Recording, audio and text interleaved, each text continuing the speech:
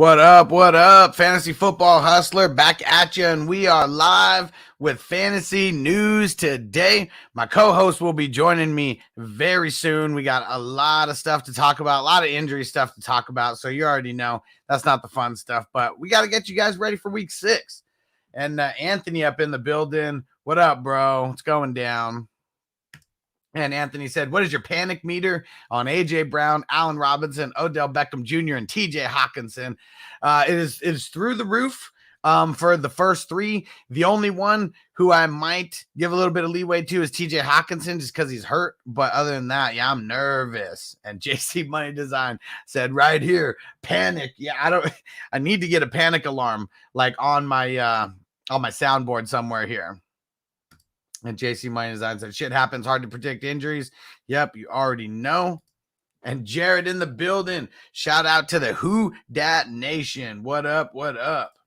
All right. And co-host should be joining me really soon here. So let me talk about some news that nobody cares about to start. How about we start with the Jaguars? The big time news out of Jags camp is that they're expected to sign Anthony Miller to their practice squad.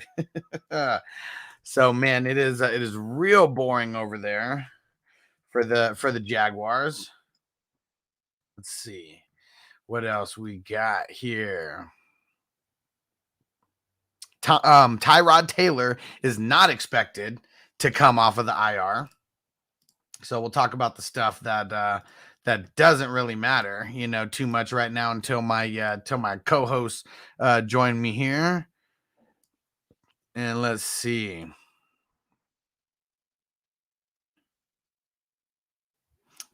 All right. And one of them just showed up here. Let's see if he's good. My man TD repping FantasyGoodeSports. What's going on, bro? Doing good, doing good. Crazy ass day, though. Man, there's a lot of injuries yesterday. Yes, it was, man. It's part of fantasy. I think we have to already kind of expect injuries and you can't be upset when it happens to you. I lost Saquon Barkley in the league. I'm okay about it. I thought it was bullshit. I thought that the Giants was ready to go play really good out there. But injuries happen. I mean, I was the Chargers fan for the longest time until they left San Diego and went to LA. And I guess I'm just used to a team just having like massive amount of injuries because I don't know what it is about the Chargers, but they can't stay healthy. And I'm not trying to jinx them, but this is like the healthiest they've been like this far into a season. So yeah, we just we don't really know what to expect. And Jarrett said Gaskin comes out of nowhere, huh? I mean, I did have him down as a sit, but that's why I was telling everybody don't sell him just yet because something is wrong with the coaching over there. They're just not scheming him up, the way that they should be. The way they schemed him up in the preseason was like the exact way that he should have been schemed up in the regular season. And like I said, I made the joke about it. This is like the old Miami regime that was, treating their nose a little bit. And it's like they went to rehab, before week 5, because even though they got their asses kicked, Myles Gaskin looked like the playmaker that he is. Yes. Yep. I think it was the Tampa Bay Buccaneers that made him use Gaskin, which is sad, but you should be doing it against other teams too, because that's how you won a lot of games last year. So I don't know what they're doing. Yeah, and last year, I mean, I know that they're really trying to do that committee approach, but it's not like they've even tried to do that this year. That's what I don't understand. It's like even when Myles Gaskin got nothing, it was like they just abandoned the run altogether. So we know Myles Gaskin is the guy. Just give him the ball. And I know that and Bogard just showed up. Here we go. And he always says that they're not gonna check it down. But I'm also of the mindset that those little dump offs, those could be worked into the offense. Those could be offensive plays that are schemed up, and it doesn't always have to be, a screen or something. Oh yeah. Listen, that bitch Carol Gaskin decided to show up. You know what I mean? But also, one thing I want to read more into is how many snaps did Malcolm Brown play? Or I think 2 snaps. I think so. Yeah, so that's probably 10% of their rushing, right? Because I think they rushed the ball like 10 times because Gaskin didn't really get no work on the ground neither. It was all through the air. So Gaskin, he played 69%. 69, dude. Of the snaps. Malcolm Brown, he played 9% of the snaps. And then Salvin Ahmed, who I didn't even see out there yesterday, played 20% of the snaps. You know, I think that's a guy who, like, if you have like a deep bench, I would hold on to Salvon Ahmed, because if anything happens, like, Gaskin's so small, and like the more and more they narrow down that backfield, someone's gonna get. It's like Jet Li in the one, right? It just concentrates down. You know what I mean?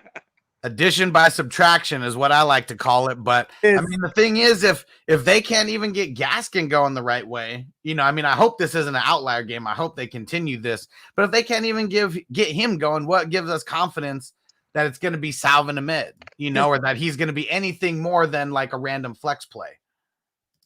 I mean, because it's a team that you know what's crazy is there's one thing I want to point about Miami. It's a team that when they started off the offseason, they had two different offensive coordinators, and it was an offensive coordinator battle. So the teams had to learn two different offenses. You know what I mean? I thought that was really stupid. You know? And then eventually they switched to the one, whoever got appointed the job as OC, they ran that system. And like whoever won that job must have did phenomenal in the offseason, because what they're doing sucks. It's very vanilla. You know, it's just like Pepper. Let's short A. Pepper Waddle, and then let's, you know, not use the running backs, and then, like, you know what I mean? Like, I don't get it. And you can't even predict them by game script. Because this one, it was like you needed this type of game script to get Gaskin going. You know what I mean? In the passing game. And like they're about to play the Jags this week. Is everyone like, oh, the bitch Carol Gaskin's back, let's throw her up in the lineup?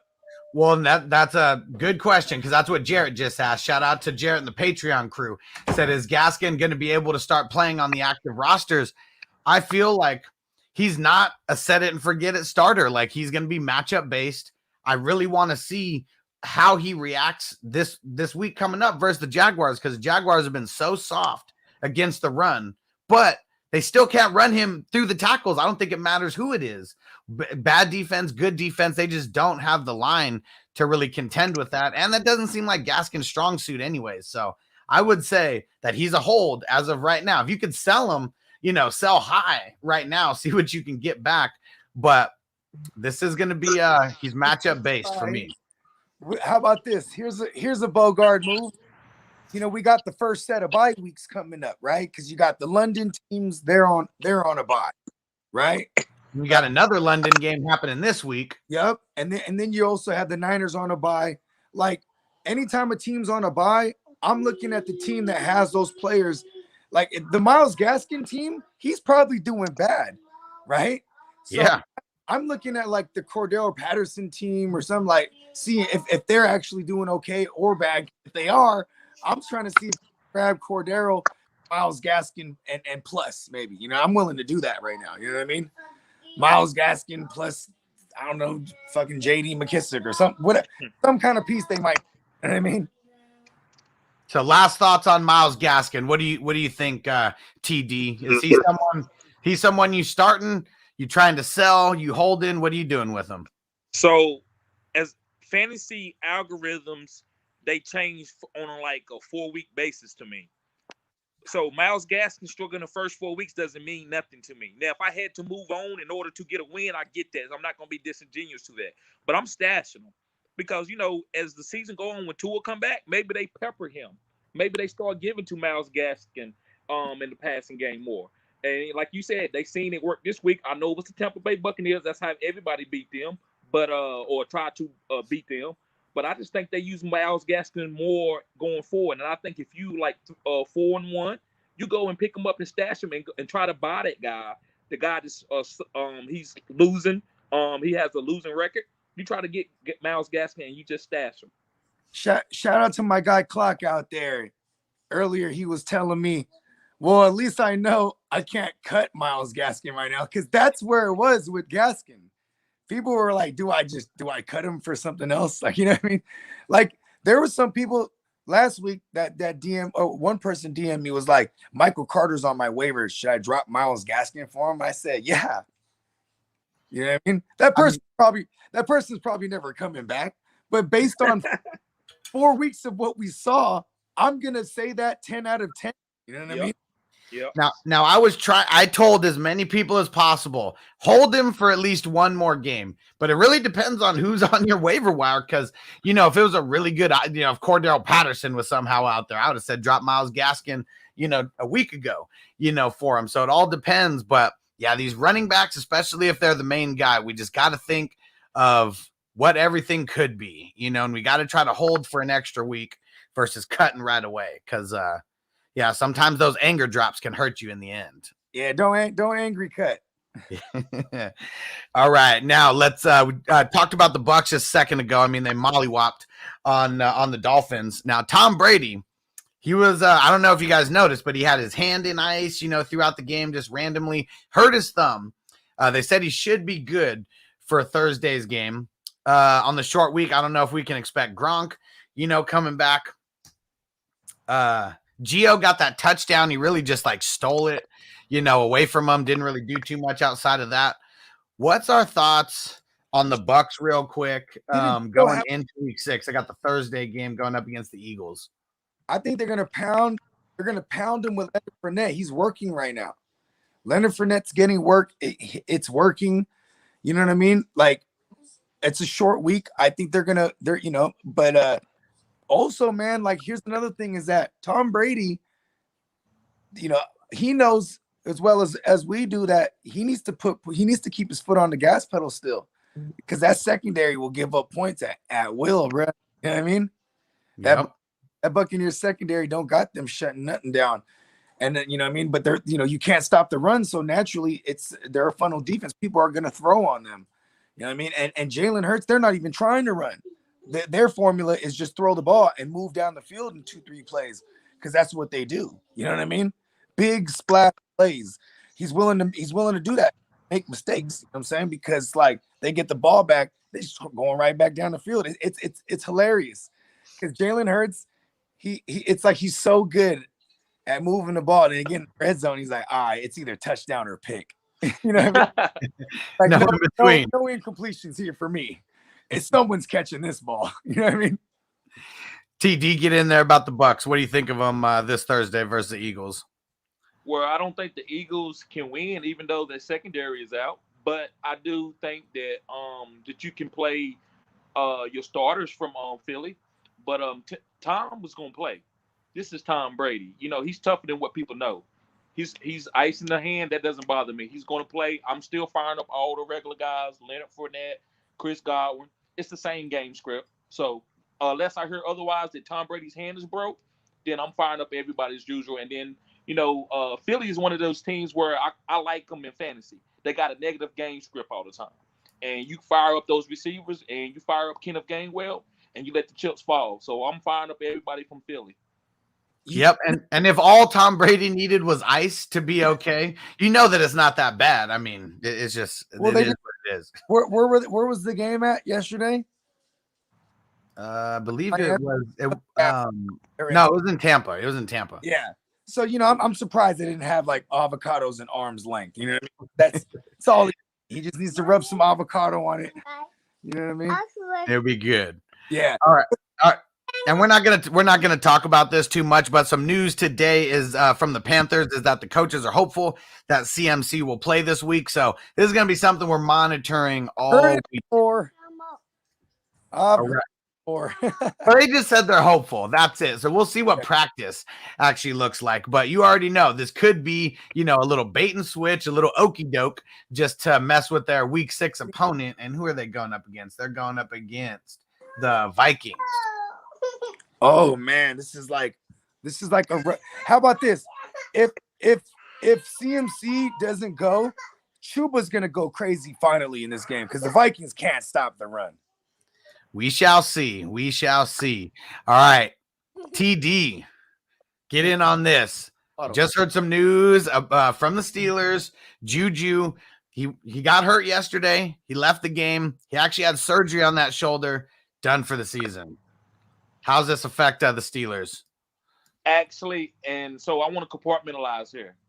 With Juju injury, I feel bad. I'm never going to, because I love fantasy, but I love real football too. So the injury that's the bad thing. I think Juju, he's a tough guy. He'll come back. But now, guys, we can actually go and start Claypool and Deontay Johnson and Pat Fairmouth. So I think his concentrated targets goes down. So now you can go and start these guys, and I can see the difference in the game with Claypool. I've been waiting for Claypool to get red zone targets, and he hasn't been getting. But when Juju went out, he got them. So now Claypool is the guy to play, and I think his targets goes up and his touchdowns go up. And this offense is still playable. Even though Big Ben is struggling, I still like Najee if he's healthy. I still like Claypool. I like Claypool a little bit more, and I like Deontay. So yeah, everything's gonna be fine now. So you just got to get away from Juju and go to the other targets. Now I got another question for you, and we'll let Bogart chime in after you. Talking real football and contracts, things like that. So Juju, he turned down contracts to go, I mean, allegedly, at least that's what we heard, of going to the Chiefs, potentially going to the Ravens, teams that he might have had a chance to win with more than the Steelers. But because of how everything's changing next year with all the money, I'm assuming he wanted to stay with the Steelers, familiar territory, Big Ben, get his stats up so he can warrant, a good contract coming into 2020. What do you think about all this now? Did he make the right decision, wrong decision? I know hindsight's 2020, but just from that contract, perspective. Juju made the best decision for him. Juju is not a high priority type wide receiver, high demands. He's a family guy. So he loves Pittsburgh. Pittsburgh is huge for Juju. So he wasn't going to chase the money. And listen, he's coming back again. They know it. All the Pittsburgh Steelers owners, they know it. Juju knows it. They coming back. He's coming back. So I don't think he really missed a lot of money because really wasn't no money out there for him. They know Juju is not a number one. He's a slot guy. Everybody knows that. So I bet he got paid more with the Steelers than he would have got paid in other places. I agree with that. I think it might have just been there might have been more than just a 1-year deal, on there. It might have been 2 years, whatever. But I know that a lot of people, they were just taking that 1-year deal because there's about to be some buku bucks, flying around for 2022 contracts. And he'll get it. Listen, the Steelers, they love Juju. He blocks. He do all the small things. They're going to give him another $10, $20 million for 2 years. But the guaranteed money, like you said, it wasn't nowhere else. The most guaranteed money he was going to get was the Pittsburgh Steelers, like you said. Yep. And he knew he at least had a shot to be the number one there. You don't have a shot to be the number one against Tyree Kill. I mean, he could have been the number one for the Ravens, but also, the one of the lowest passing teams out there is going to be hard to get your stats up. Yep. And then speaking of the Ravens, let's transition over there. So Rashad Bateman came off the IR, been practicing, but they said he's not coming back this week. He's saving himself one more week, and he's making his debut against the Chargers next week. What do you think about that, Bogey? Man, there's one spot I've been holding on to him, and I had to go. I cut him to put Gronkowski in my IR. I'm really upset that he's finally coming back because I'm like, damn it, I waited all that long. I'm excited for him. I think he's gonna come on, play 30% of the snaps. I don't think he comes on and he's, you know what I mean? Maybe they target him on his limited snaps early on, but he's going to learn the NFL. And everybody's well in the mix right now. Everybody's they're going to be 6 weeks in this thing. You know what I mean? So I think they ease him back in. He's more better for Lamar Jackson's outlook to me immediately. MP 1606. We're not answering questions right now. That's going to be in later shows. If you want to throw it in as a super chat, we can answer some questions. If it's news related, we are interacting with you guys. If it's news related questions, things like that. All right. And then, okay, so not too much news here, but for everyone who is super hyped off of Max Williams from the Cardinals, season-ending knee injury. So that streaming tight end is no longer an option there. Do you think he even makes a difference on that offense, even 1 or 2%? Nope. You can put any tight end there, and they're gonna get their targets because of okay, you the one open. So it doesn't matter. This not a tight end friendly offense. They don't really need a tight end. That's why they got rid of Dan Arnold. If they wanted a tight end, they would have signed Dan Arnold for another contract. You know what? You know what's crazy about being a tight end on the Cardinals these days, though, or even just anybody who's going over the middles, because you have DeAndre Hopkins, arguably one of the best receivers on one side, and then opposite him is AJ Green, who normally would draw number one coverage if he was on another team. You know what I mean? So, those guys are the focal point. Meanwhile, Rondell Moore and randomly Max Williams over the middle, like these guys were just eating. So, maybe it spills off into the running backs. But you know what though? How about this? I'm more and more respecting Cliff Kingsbury because he's learning how to be a head coach, not just trying to fancy schmancy with the offense and then over the top, calling dumb plays that just overthinking shit. Like they look like a team that's undefeated for a reason. You know what I mean? Well, Bogard, this is what I say to that, because I want to rebuttal people a little bit by saying that the Arizona Cardinals didn't look good the first 2 years.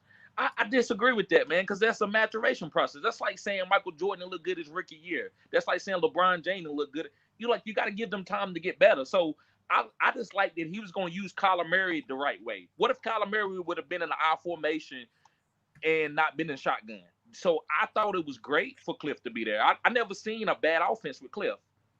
Well, but No, I don't think the offense was bad, but I know that in big time, in crunch time and when it came to the red zone, it just always seemed like they were falling short. So, yeah, Kyler definitely got a little bit more confidence. He's doing his thing out there. I think the defense accelerating the way that they have since he got there, because year one, I'm not saying their defense was bad, but, it's like a complete 180 from what it is now. They made like good draft picks. They made decent pickups, and even a guy like J.J. Watt, who's not putting it in on the stat sheet, he's making such a difference, for real NFL football. Yeah, I agree.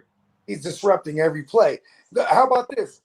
Y'all remember Gonzalez, the kicker? He was going crazy 2019. That was a perfect example of their red zone woes, because like you just pointed out, like his play calling was stupid, in the red zone. And that's why Kyler Murray would just be like, I got this. And he'll just run his ass in there. You know what I mean? And I think they had to figure out how to use Kyler in the red zone, what to do and what not to do. I think that was the maturation process of figuring out how to use this offense. And I guess for me, they're like, screw all you fantasy men out there. We're gonna bring over James Conner, and he's just gonna routinely steal one of them goal line touchdowns from any of those receivers or Kyler himself. They finally switched to it. They need to be doing those kind of things in the red zone. How about this? Here's one thing I want to point out about Arizona is when they don't got tape on somebody, they struggle a little bit. Look at they didn't have no tape on Trevor Lawrence, struggled a little bit. They went into the halftime losing that game to the Jags. Yep. You know what I mean? And it wasn't even a real big game for Kyler Murray, so to speak. Then you play the Niners, they ain't got no tape on Lance. You know what I mean? And they were kind of struggling. At least not struggling. They weren't smacking us up like I predicted. Yeah. You know what I mean? It was ugly for the most part. It was. All the way. Both sides. There was a lot of ugly football yesterday. It was. Before we get too far removed from the Ravens, since we just talked about them, B-Dub said just picked up Bateman. Is he startable next week? I think I'd wait a week just because you never know how the Ravens are going to be, and it's a rookie's first game, and he hasn't been practicing too much. So it depends on his team. It depends on what he needs. If he don't have anybody to go to in the flex, then go to Bateman. But if you got players that already been playing, then no, I will wait. Yeah. Yep. All right. Out of for the Lions, Quintez Cephas, someone who looked promising at times, suffered a broken collarbone. He's going to miss extended period of time. He might be out for the whole season. They haven't assessed that all the way just yet. But Lions are looking bad. They're catching injuries. TJ Hawkinson was injured. Like everything just looks in shambles for the Lions, even though they've been playing close games. Give me DeAndre Swift all day, and maybe just maybe a random Amon-Ra St. Brown. Like I would probably play St. Brown over Bateman week 1. You know what I mean? Like, you know what I'm saying? Just because he's been there at least, but both guys. I mean, Amon Ra. I am in no hurry to get him into a lineup. Not just yet. Not just yet. The only reason why I like Bateman a little bit extra, because I played Kadarius, I didn't wait. I didn't need to see anything. I seen what I needed to see, and I know I know Bateman hasn't did that yet. But when I watched in the preseason, guys, he was going against Marlon Humphrey. I love Marlon Humphrey. He's a dog. He's an all-pro. He probably going to be a Hall of Famer. And I've been watching Marlon Humphrey all year. Nobody's been beating him. Bateman was killing him in practice. Killing him. Like Humphrey was like, guys, he's good. He's good. So that right there, that says a lot to me. Hustler, that makes me want to get this guy out on the field and stash him like I have in a lot of my leagues. Yep. All about it. And someone asked about Tony if they think that someone asked about it earlier a little bit, but they said, is Tony going to be this guy even when, a couple of the receivers come back like Slayton and Shepard? I mean, he should be the way where they drafted him. Yeah. I don't know why it took him so long to come on. Remember when we had Matt Harmon on? He was talking about how this guy has like zero ability on multiple routes. You know what I mean? But he's the guy you just put the ball on his hand. You know what I mean? And that's what they were doing. He got volume. This team should be bad. I do want to point out too that he got the volume from Danny Peso. Then he leaves the game, and here comes Mike Glennon, who he's been racking with in the team twos. You feel me? So he was just going straight to his mans. And there was no Kenny Golladay the second half either. You know what I mean? So there's a lot of it was real concentrated. No Saquon in the second half. It was just real concentrated targets. If this is all they got moving forward right now, then yeah, Tony's great. You know what I mean? They don't have too many options. I was so high on Tony this week. Just because of that, they need him to run those short routes right over the middle. They need someone like that. Because you know why? It's funny. They'd be like, "Who's going to run the short routes?" And every Ingram start raising his hand, and then anybody? Tony, yeah, Tony got it. Hey, to me, it doesn't matter who comes back. He's played too good. David Gettleman, his job is not on the line. But he has to keep showing the owners that I am picking the right players. So Andrew Thomas was a big pick, was good for Gettleman, and Tony is really big for Gettleman. And I think that Tony, I don't care if Shepard comes back, who comes back, this guy's gonna get 10 targets a game. That's easy. After what he did this week, he would get fired if they came out and they tried to fade Tony out and he didn't start. Yeah, and especially, I mean, that was who we're going to bring up next. Saquon. He's going to be, who knows how many weeks he's going to be missing with that ankle injury, but we know it's not looking good right now. So, yeah, who else do you got there? I mean, they're not going to have a workhorse running back. You're going to have to get the short intermediate pass game rolling. I think they said that Saquon is talking about a 2-week timetable, but, they're just talking. That's not nothing in paper, but they said that hopefully he missed just this week, and then he can come back next week. They said it's a low ankle sprain. No, he's not. It's not broke. I'm wondering if it's the opposite leg of the ACL or the same leg, because you always ask that question, and it's so funny because I don't know if it makes a difference, but anything that we can use, if it's the same leg, he's all messed up. That leg is everything out the window. He needs a new leg because don't tell me he got 2 bum legs. You know what I mean? He was favoring the other one and sprained that joint. And Tomas, repping Panama, what up, bro? And said, Tony made it for me, Huss. You the man. Yeah, thanks for the advice. Yeah. Dude is badass. Yeah, I told a lot of people to start Tony yesterday morning. Tony Montana. Yep. Calling him. And before we switch off of Tony, he might be out. Tony's slang for cocaine. So we don't know if he's going to be out, but I think it's just a fine. I don't think he's going to miss the game. Hold on. I put money on it. He ain't going nowhere. Listen, when you get pushed first, somebody provoke you, you are a man. This is an athletic thing that you're doing. So you always gonna protect yourself. So he was just defending himself. Yeah, he did punch. So I don't think he's not gonna miss a game. He's just gonna get fined. Do you remember when he went out? Anybody remember what quarter that was? It was fourth quarter. It was fourth quarter. Okay. So that might just be enough as a suspension.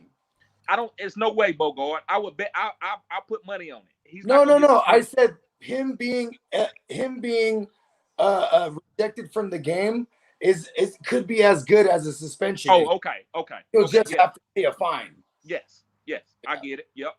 And he is injured as well. That's another thing too. I'm looking to see what his injury actually was. It's feeling. They said it's not. The coach said it's not season ending though. You know what? Hey, the coach is probably hot at him because he headbutted one of the staff members on accident. You see that? Yeah, got all pissed. It was I'm like, man, can't be getting in front of his big dome. Real talk, bro. Damn, but yeah, so we shall see. But some things that I saw earlier is that they believe it's going to be more of a fine than a suspension. Because just like what TD said, it's not like nothing was going on and he just sucker punched a dude. And there's a little bit of a scrum, like sometimes things are going to happen. Yep. It's not like when you punch someone in the helmet, you're really just messing up yourself anyways. That might be his injury. For real though. And Donovan said, would you rather waiver Booker or Tony if you had to choose between them? Tony. I mean, I'd go Tony. It really depends on the makeup of your squad. If Tony would never crack your starters, but Booker would, that's just what you have to base it on. Booker's like Madison to me, Hustler. Like Madison is. He's worse. He's worse. He's worse than Madison right now. There you go. I agree. I'm not. Booker's good. He's an okay guy. But if he don't get a fall-in touchdowns, what are he going to give you? Nothing. Yeah, and he got 2 touchdowns last week, so people are going to chase that. You know what else is funny is for what it's worth, Danny Dimes, he's been running that offense and making it fantasy viable. So if it's receding hairline Mike Glennon, you know what I mean? Like, what do we stand to expect from it? You know what I mean? I already didn't like the Giants offense too much with Danny Pesos, and now we got career journeyman Mike Glennon, but maybe he just does the right thing like he did yesterday. I mean, they were already getting whooped by the Cowboys, so it's not like they could do anything. Let's see. What's our schedule looking like this week? Who do they play? They got they got the Rams this week, so I don't think it matters who's at the helm, who's at running back. Don't play anybody on the Giants this week. They're about to get their asses whooped. Yeah.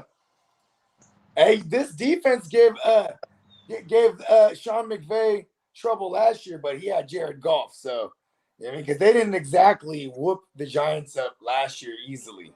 You know what I mean?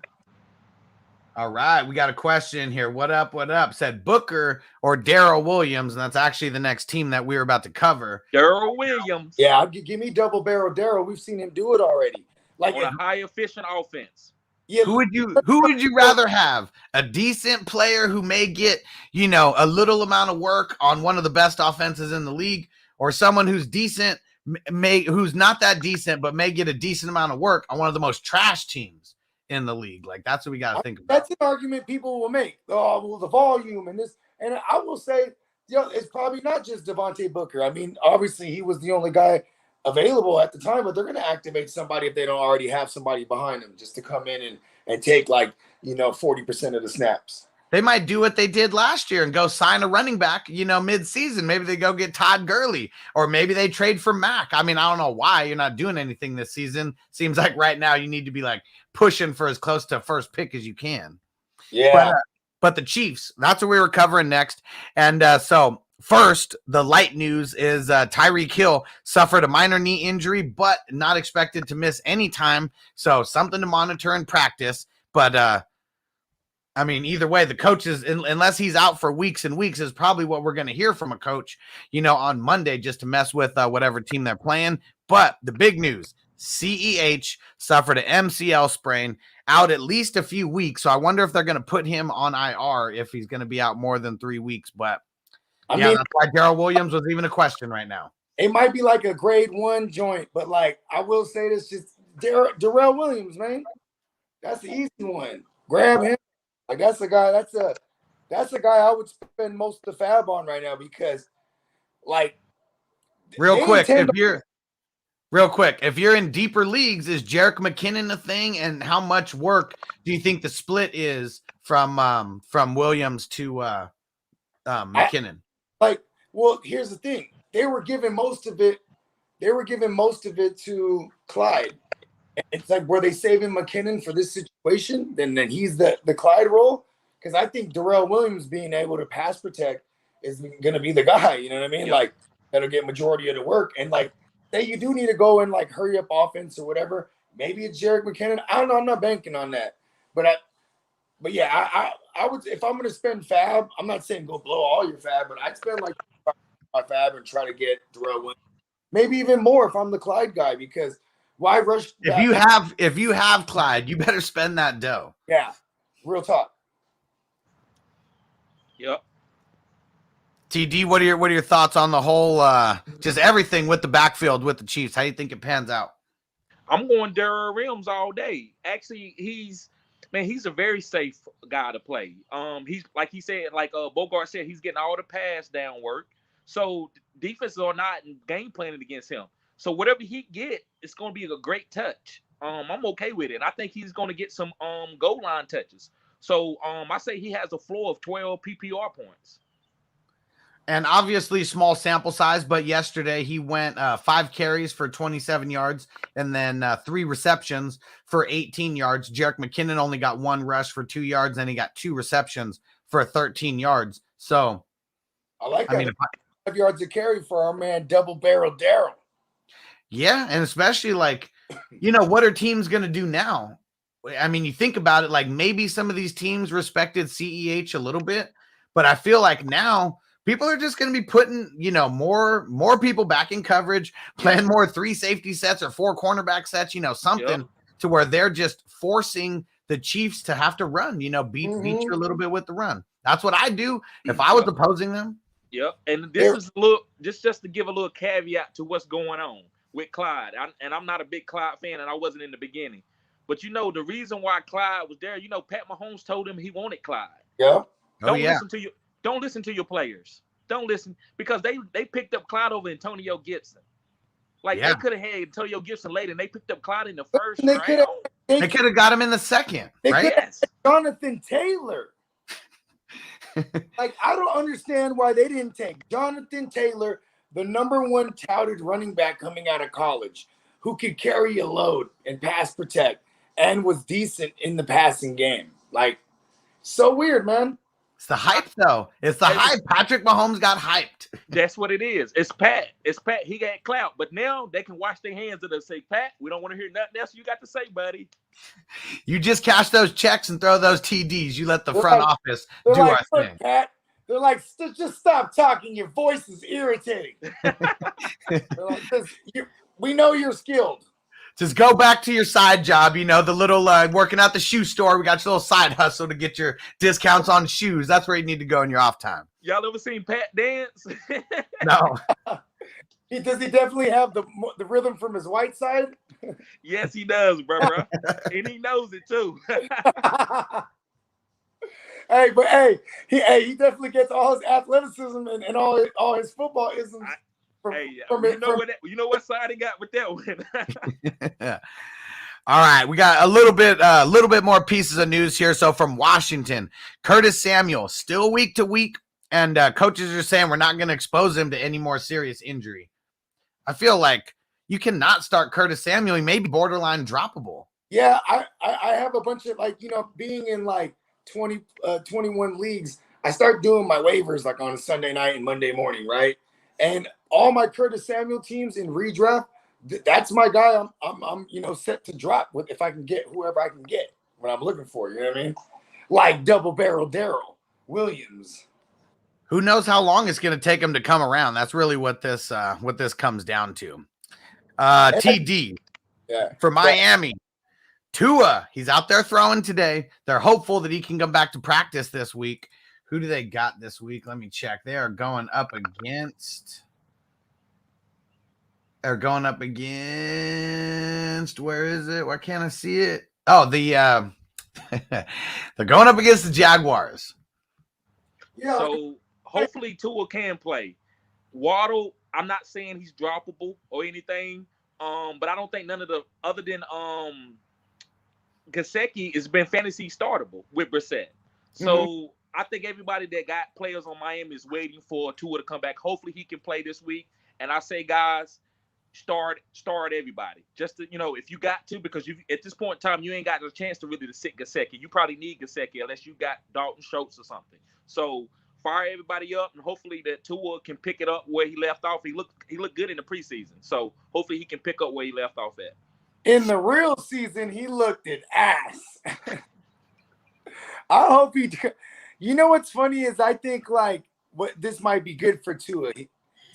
These couple weeks sitting on a sideline watching Brissett operate, asking him questions. You know what I mean? Like stuff he probably regrets not doing enough with Ryan Fitzpatrick.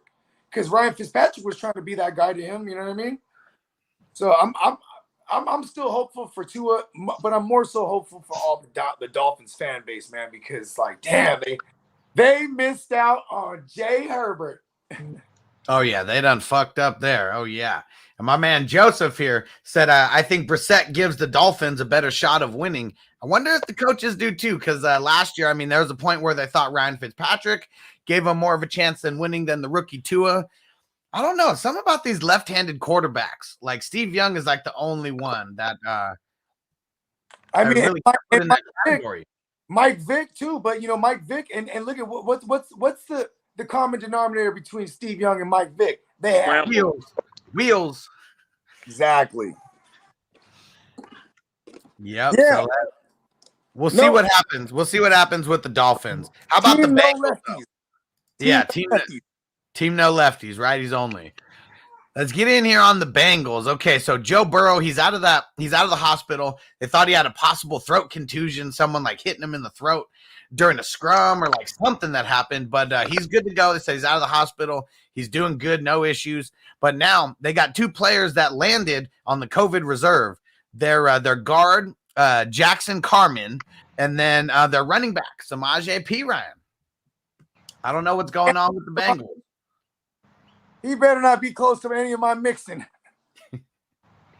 And Bogart, what do you think about Mixon? He didn't get much work yesterday, but of course they put him in to get that dope touchdown, and he looks like he's running quick and just looks really good on that one play. But what do the Mixon managers need to be thinking about going into week 6? I think that the Mixon managers just need to realize that they were managing Mixon's workload. You know what I mean? And maybe, I thought the 10 days of rest would have been cool. If he's a go, he would be a go. But also, it was a really weird game script. Before the half, in the first half, they got to go hurry up. So there is no Joe Mixon, and they were going Samaje. You know what I mean? Then they're winning again, and then it's okay, we'll run a couple times with Mixon. Then Green Bay scores again. Now they're then we got to go hurry up again. So it was really tough to call it. But in hindsight, I think they're just managing Mixon's workload, because Mixon's a guy you don't take off the field normally in any of those situations. TD, what do you think about Mixon and the Bengals backfield for this week? They got the Lions for week 6, so they got a really tough battle ahead of them. So I'm gonna start off by saying it's disgusting, that backfield. I don't want any part of that in fantasy. It's how you lose. You walk Joe Mixon out there, you play him, and he only has one falling touchdown. Do I think he's going to be more healthy next week, this coming up week? Maybe, but I'm still not. I don't want to play that. So, to me, guys, I would be looking forward for a boom game for Mixon and try to trade him high. And find a running back right now that you feel like actually has value and is getting a lot of touches from week to week. That's what it's about, making those moves in the middle of the season to get those running backs that are the true bell cows. Mixon is a bell cow that always gets hurt and is always getting treated bad by his coaches, not giving him the work that he should be getting. So I don't want no part of that. Let's do it. Let's do a quick exercise. Can you pull up the top 12 RBs are? Who's the RB1s as it stands right now? Yep. Because this is the exercise I want to do. Because there's the running game as a whole has been pretty ugly on the year. So I'm curious to see where some of these guys are right now. Just like who's in the top 12. Okay. Well, Patterson wasn't even drafted, and he's top 12. Yeah. You guys might be surprised by this. And then don't forget, so Jonathan Taylor and well, really, he's the only one. All the Ravens running back. There's none who'd be here anyways. But Derrick Henry, number one, of course, and with his 640 rushing yards, 125 receiving, and he's already got 7 touchdowns, just destroying it. Austin Eckler, number 2. Cordell Patterson, Corduroy Pimpin himself is number 3. Najee Harris is number 4. Zeke is number 5. Kareem Hunt is number 6. Woo! Swift is number 7. Kamara is 8. James Robinson is 9. Aaron Jones is 10. Nick Chubb is 11th. Antonio Gibson is number 12. And we'll throw in a baker's dozen. Joe Mixon is number 13. Okay. See, because I knew Joe Mixon was hovering around the back end of the RB1s or the high end of the RB2s. So this is why. So I like this exercise because look at this. If Joe Mixon has one more touchdown, he's moving up. If Gibson has one more touchdown, he's probably moving up a few. You know what I mean? Like Nick Chubb, he gets. The only reason Kareem Hunt is up there is because not only got hella touchdowns. You know what I mean? So they got 2. Cleveland's got 2 running backs inside the top 12. And so for everyone who was thinking Kareem Hunt was going to hurt Nick Chubb, he did, but he's still a top 12 running back. And for wherever you drafted him, you should be happy. Yeah. So I'm like, Mixon is one of those guys that when he gets the full workload on the week, he should be finishing as a top 5 producer because he's one of the rare guys that gets all the work. You know what I mean? We can't even say Zeke gets all the work now. You know what I mean? Yeah. It's like Zeke still right inside the top 5. Like I said, no Jonathan Taylor, but it's not like he's anywhere even close on that list to where he's going to pass him. But how about this? Myles Gaskin is RB17 on the season. That's how ugly it is this year. I mean, look at Damien Harris, all these guys, the 0 RB running backs, those guys are all clustered up in where they should be in the RB2 area, but it's because it's so bad. Everyone's so bad. It's top heavy. Where's Mike Davis at, Hustler? He's in RB2. Ooh, hold on. Hold on. I got to count it because I don't even know if he is an RB2. Let's see. Oh, no way. He's outside the top 24. He's 26 right now. He's got the exact same points as Alexander Madison. They're tied for 26. And Alexander Madison only played 2 games for real. Yeah.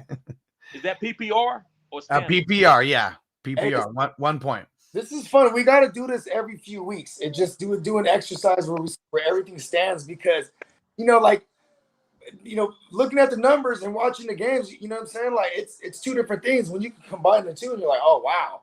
Like, look at Myles Gaskin. I swear by the eye test, he ain't doing nothing. And I don't really have any Myles Gaskin at all. So when I'm watching, I'm like, yo, he's doing nothing. You know what I mean? Let alone, I wouldn't believe you told me he was number 17 overall. I mean, them 10 receptions really did it for him. Oh, yeah. And Jonathan Taylor, obviously he hasn't played today, but he's below Gaskin as of right now. He's going to pass him. But, yeah, it is. It's crazy how all this is shaping out. Guys like Josh Jacobs, who are like outside, the top 30 RBs. Dalvin Cook outside the top 30 right now. Yeah, it's crazy how everything is kind of shaping out. But yeah, maybe we need to do one of these episodes where we just break down the top 24, at each position. Because after week 5, that's a good sample size of games to go off of. We could call it fantasy versus reality. Yeah. What's really going on when you leave how? Because if you got someone in the top 24, like you can't cut them, like no matter what, no matter how bad you think they are, you can't cut a top 24 running back. Yep. Not everyone could be a top 12 running back. We can only have 12 of them. And there's usually 10 to 12 teams in a league. So if you're blessed enough to have 2 of these top 12 guys on your team, you better not be complaining about how bad your running back situation is. All right. And then real quick, we don't even got to talk about this too much, but Jarvis Landry, he's running today. Not sure if he's going to be activated off the IR. We could talk about the Browns in general. They got a tough matchup going up against the Cardinals this week. Browns are at home. Is this going to be the week that that somebody ends, this win streak that the Cardinals have been throwing together? Nope. Browns are a tough as nails team. You got Baker out there playing with a harness on, and like they just here's the thing, they have no Jarvis Landry.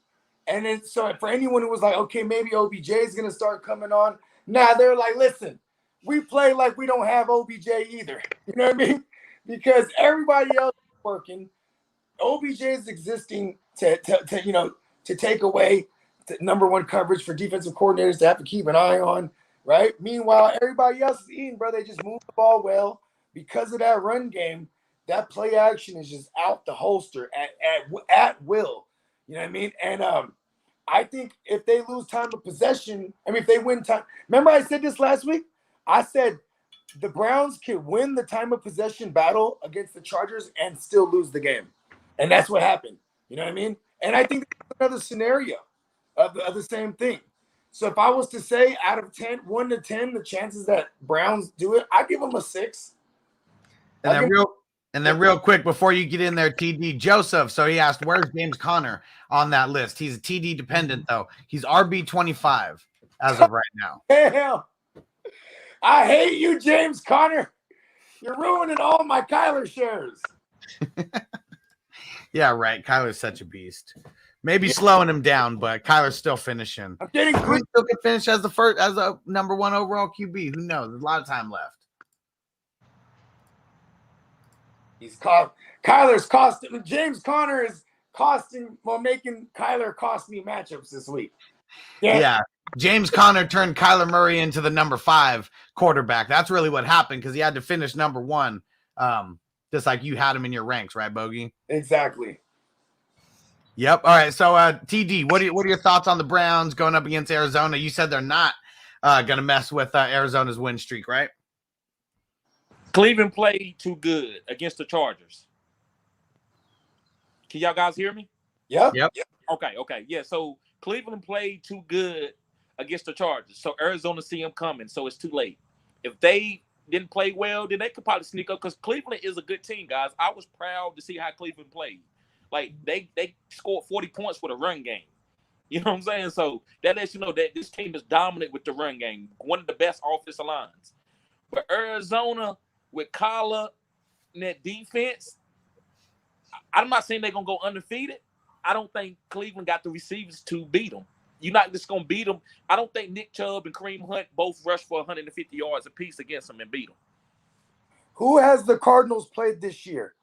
Is this the best? I think this is the best team they played this year. No, they played the Rams. They beat the Rams, bro. Oh yeah, that's right. Okay, but let's be honest. The Rams defense is like ranked in the 20s. You know what I mean? They're but that don't mean that's just ranking. They still good. They still good. Okay, but They played the Titans. They played the Vikings. They played the Jaguars, and then they played the Rams, and then San Fran. Okay, in my version, I think this is like the 1A, 1B best team they've played after the Rams. You know what I mean? And they spanked the Rams. God damn, they beat the Rams up. Yep. I just don't know if it's gonna be this is how it's gonna be. If they win the game, they're definitely losing the time of possession battle. And they're just gonna have to go down the field real quick and fast. And I think Kyler will lead that team in rushing this week. And that's how they're gonna win. I mean, the thing is I don't know if Cleveland will ever lose the time of possession battle on a game. I mean, you're running it into the ground the entire time, and they're still able to throw up points. And their defense, they're holding people down. Yeah, but here's the thing, though. This is why I say it's going to be quick and fast. I mean, okay, what if do you see a scenario where they try to do the Browns to the Browns? Maybe they get the run game going, try to slow things down themselves. I don't see Once they get up, yeah, James Conner. That's why, listen, James Conner will finish as a top 24 running back because the Arizona Cardinals are winning games. So whenever you have a winning formula, you're going to run the ball at the end of the game. So he's like he's like a better Gus Edwards at this point. I agree with that. Anybody's better than Gus Edwards at this point. Let's not mention his name. It's too soon. It's too soon. And while we're at it, fuck you too, Mike Tyson Williams.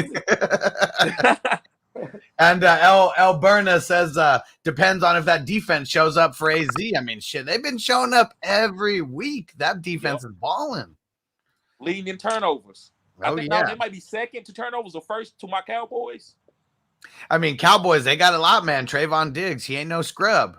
I knew he was all right, but I didn't think he was going to be like what Xavier Howard was last year, maybe even better. This may be we're going to see those double-digit interceptions out of him.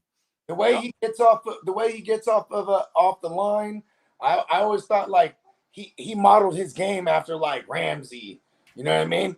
And he did say that at one point, that Ramsey was one of those guys that he kind of modeled his game after. And he's talking trash too. And now they gassing him up over there. All the Cowboys fans are calling him New Prime. And I'm like, whoa, pump the brakes. Here's what's going to happen, because this always happens with the Cowboys. They always do good right up until you need them to win or something, some kind of big play. So it may be like the conference championships. Maybe they even make it that far. Who the heck knows? Or the semis, and where there's an interception that he should make and he totally whiffs it. And then the other team just like scores a touchdown to win the game or something. It's going to be something crazy like that. Like how the Chargers used to religiously charger it every week, but the Cowboys, they cowboy it in the big moment. they save their screw ups for when the game is on, the season's on the line. You know what my funniest memory of a Cowboys game is? I know you're gonna like this one, TD.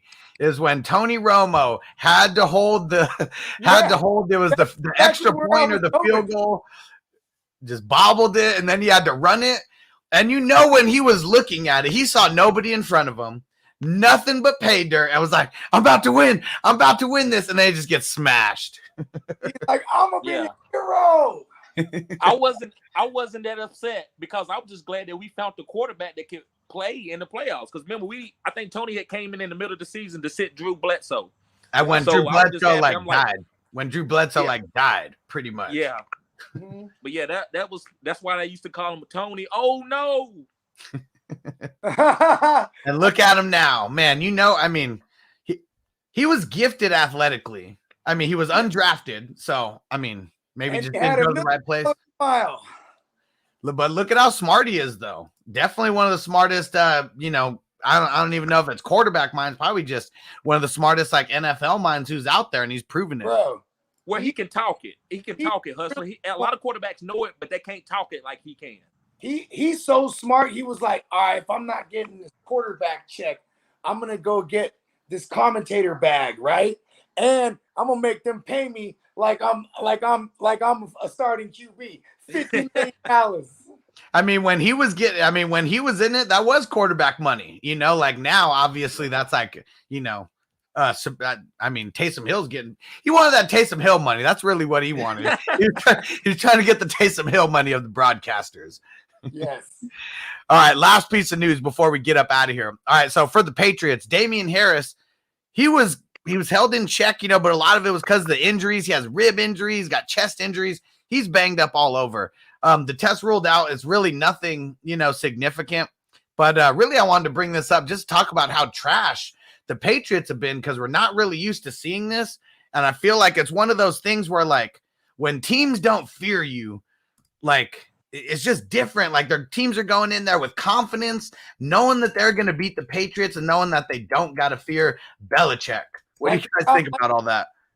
The Cowboys are going to be so happy when they're like, hell yeah, we finally beat New England. They don't care the circumstances, because on paper, they're going to beat New England. Hey, check this out. The Texans, all the fans, they're so happy they finally beat New England, because they can never beat New England with Bill O'Brien, right? Davis Mills I don't know if he's the first quarterback ever to do that as a rookie versus Bill, but is he? He's the seventh. Bill Belichick is 22-7 in rookie QBs. Okay. So, he's Judge Davis Mills Lanes. He could be called Mills Lanes because he got it on. He was in the QB studs. He was over 30 points this week, so he came to play. Oh yeah, he came. He was the judge. So you said Tyrod Taylor is not coming back at all for the rest of the season? No. They said that it's not looking good on him coming off IR this week. They said they're just not sure on the timetable. So it doesn't sound like it's season ending, but may still be, a handful of more weeks. I think this team could be very dangerous with Tyrod. I know a lot of people thought I was crazy saying that, but it showed you this week. These are the replacement players, guys. They are angry that people are saying that they suck, and so they going out and they playing everybody hard. They got to bye week 10, so if he's out for a few more weeks, maybe they hold him out and bring him back after that. But listen, the judge, Davis Mills Lanes, he's not giving that job up. I'm telling you. He better come dressed like Mills Lane, get the bald cap going, just come out with the referee shirt. Let's get it on. You better be doing something like that to hype up your squad. For real. He's just gonna come out wearing the robe, bruh, with a gavel. Taylor, you're still on IR. All right. Well, we knocked out a lot of stuff. Let me just double check if anything new came in right now before we get out of here. He died yesterday. What happened to him? Who'd you say? Well, how did Taysom Hill die yesterday? What concussion. Oh, okay, so he'll be. Yeah, he'll be good. I mean, who knows if he's going to make it back this week? Almost doesn't matter either way. But yeah, that was. I mean, they had to cart him out of there. He got smacked. See, my man, infamous Winston is back. Yeah, and you know what? What did it take to get him going? An interception. Right, real early too. He was like, "Listen, y'all, I got to get this out of my system because this is how we're going to get in this game." You know what I mean? And finally throws up. This was the game. I think it was 289 yards, something close to that. But finally, he's flirting with 300. At least got over the 200 mark, and at least threw the ball more than 23 times because I think that's a season high so far. Yeah, let's see. Was it that it's 23 times, or I need to check this? Let me check real quick. I glanced at it. I'm ballparking right now. 30 times. Woo! So the highest before this, I think, was 23 on the season. I believe it was 22. 22. There you go. Way, we're splitting hairs, but either way, yeah. That's a big jump. That's a big jump. Let's go. Listen, infamous, he's not all the way back because that pick didn't go to the house. We need the pick sixes, and we're getting up to 50 pass attempts, 400 yards, 3 tugs. This that infamous Winston we all know and love for fantasy. Oh yeah, and I mean they could have slowed it down after the first half. I mean they were up 20-13, but they could have kept grinding it if they wanted to. So I'm glad they let them keep throwing it. You know why they didn't do that? Because look at what happened to them the week before that against the Giants. Better put the pedal to the metal. This is a 2021 NFL. Teams can score 30 points at will, even the trash one. Even Danny Dimes can put up 400 passing yards in the fourth and an overtime quarter. You know what I mean? Just those 2 quarters alone. And we love that for fantasy because we need more points. Winston can't be a scrub, throwing for under 200 yards. We don't care if it's a win for the NFL. He's got to be up to 300 yards, 3 touchdowns. Let's get some offense going. Yeah.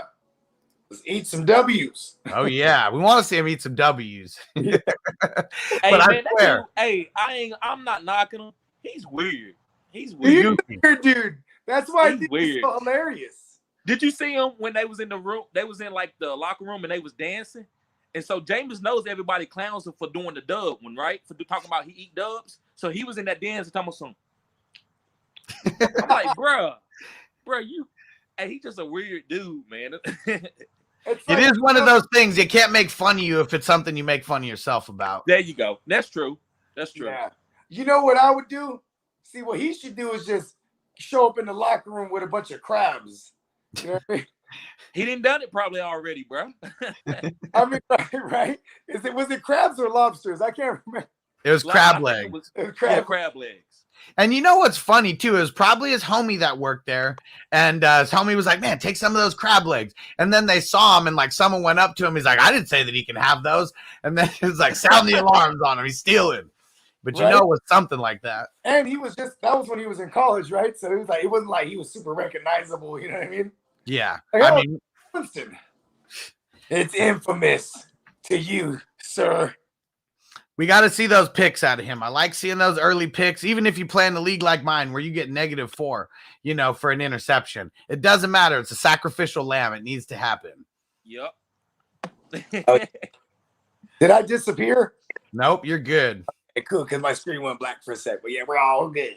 We're all about to be Houdini and disappear. So, yeah, let's get up out of here. We'll be back tomorrow, same time, 4 p.m. Eastern, 1 p.m. Pacific. TD, why don't you let everybody know where to find you at? Fantasy Good Sports, guys. All social media platforms. Go hit your boy up. Especially, as I always tell you, my OnlyFans. Yes, guys, my OnlyFans. And that's where I give you stars and sits. I don't do everything on YouTube. I got stuff for my special subscribers, and that's OnlyFans, guys. So come over to OnlyFans and get this cutting-edge content. Yeah. And Seth, we're not taking the start and sit questions or trade questions, anything right now. So if you want to get some questions answered, just, any time of the week, make sure you go to Patreon, patreon.com/FFHustler420. But we got more live streams coming throughout the week, so we'll be able to help you, ones that are specific for start and sit questions and all that. Bogey, tell them what's up. Hey, you already know the earth is my turf. And success again, fellas. We got her to a nap. You know what I mean? We're just keeping this thing on schedule. You know what I mean? Y'all can go and subscribe to the GMM Network on YouTube. Make sure you check out my man's TD. Do the same on his channel. You know what I mean? And catch us here every day for Fantasy News Today. And every Wednesday night, you can find us simulcasting from the GMM Network and right here on the Hustler channel. For the Real Fantasy Playmakers What If series this week, we got my man Steezy coming back again. He's doubling back. And we also got Joe Morley from the Warzone Sports Network pulling up. Yeah, you guys better tap in. And before you close out, Hustler, guys, maybe we should think about one Sunday doing the stars and sits together. I'm okay with it. I think it'll be fire. I think the people they want that. I'm down for that. You know me, I'm always with it, man. I love working with you fellas. You know what I mean? We just slow motion in the big old ocean. And one more thing, shout out to everybody out there that's rocking with us. And for those of y'all that need a Monday Night Miracle, I'm pulling for y'all. Let's go. Yeah, everyone. We're going to pray for the Monday Night Miracle because we all know that some of us need it out there. And, it's going down. If you need that miracle to happen, something's going to happen tonight. It's going to be a crazy game. It always ends up being one. Yeah. Latavius Murray can give me 70 points. You know what I mean? I've seen crazier things. I remember one game where I was down by like almost 70 points, and I was in my crazy-ass scoring leagues and had Alvin Kamara and threw up like 80. I didn't even want to watch the game because I was just like, oh, man, there's no way I'm winning. I don't even want to watch football if I'm going to be losing. Then I wake up the next morning to see that I won. Craziest thing that's ever happened to me. That's a miracle, my friend. We need it. We need them. All right, everybody. We'll see you later. We got no more live streams today, but I did throw out all the waivers for IDP, so go check that out. I'm dropping them by position now. So I got 3 separate videos that dropped, one for linebackers, one for DBs, and then one for defensive linemen. And we got the offensive waivers coming soon, and then some starts and sits are going to be coming tomorrow, and then the rest will be coming on Thursday. But, we're getting back to the old schedule. I got to be faster than everybody else, bringing it to you faster than everybody else. So let's get it. We'll see you guys tomorrow. Peace out.